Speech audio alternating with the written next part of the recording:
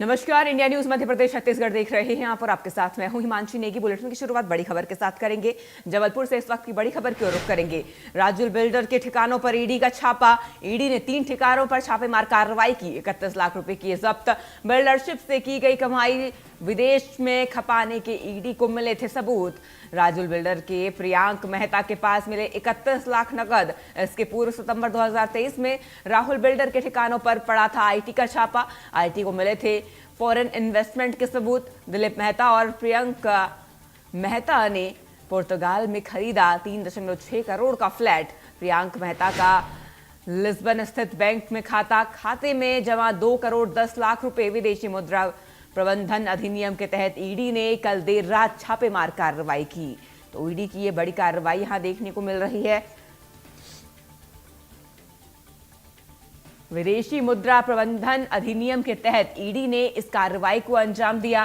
Rajul builder के प्रियांक मेहता के पास मिले हैं 31 लाख रुपए नगद। तो राजुल बिल्डर के यहाँ ईडी की ये बड़ी कार्रवाई देखने को मिली है। पुर्तगाल में खरीदा है करोड़ों का फ्लैट।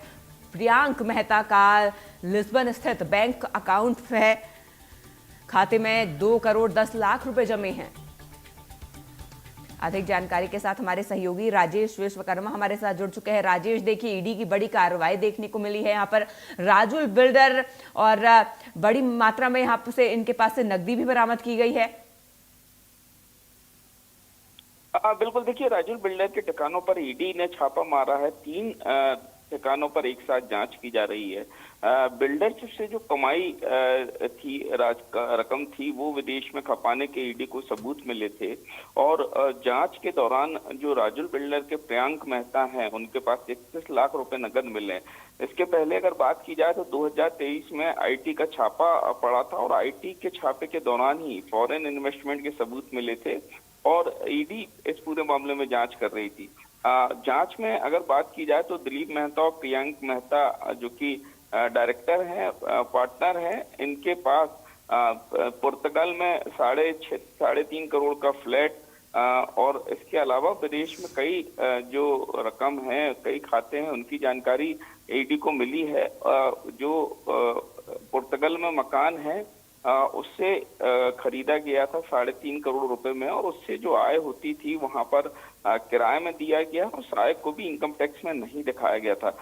विदेशी मुद्रा प्रबंधन अधिनियम फेमा के तहत ईडी ने ये देर रात कार्रवाई की थी और लगातार कार्रवाई अभी जारी है।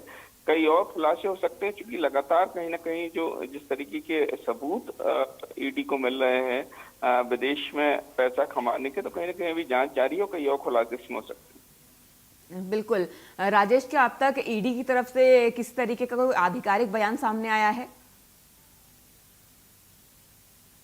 बिल्कुल, देखिए छापेमारी ये की गई थी चूंकि 2023 में पूरी इनकम टैक्स ने कार्रवाई की थी और इनकम टैक्स की कार्रवाई के बाद विदेशी रकम खपाने के सबूत मिले थे और इसके बाद ईडी पूरे मामले की जांच कर रही थी और ईडी ने लगातार जो छापेमारी है 3 ठिकानों में की है। 31 लाख रुपए नगद जो है प्रियांक मेहता के पास से मिले हैं और इसके अलावा जो विदेशी खाते हैं वो उनकी जानकारी मिली है। साथ ही जो कई इन्वेस्टमेंट हैं प्रॉपर्टियों में वो विदेश में किए जाने की जानकारी जो है वो मिली है और ये सारे जो दस्तावेज हैं वो मिले जिनकी जांच जो है ईडी कर रही है और लगातार जांच जारी है और कहीं न कहीं कई और खुलासे पूरे मामले में अभी भी होने की संभावना है। जी राजेश, बने रहिए आप हमारे साथ। आपसे लगातार हम तमाम खबरों पर अपडेट्स लेते रहेंगे।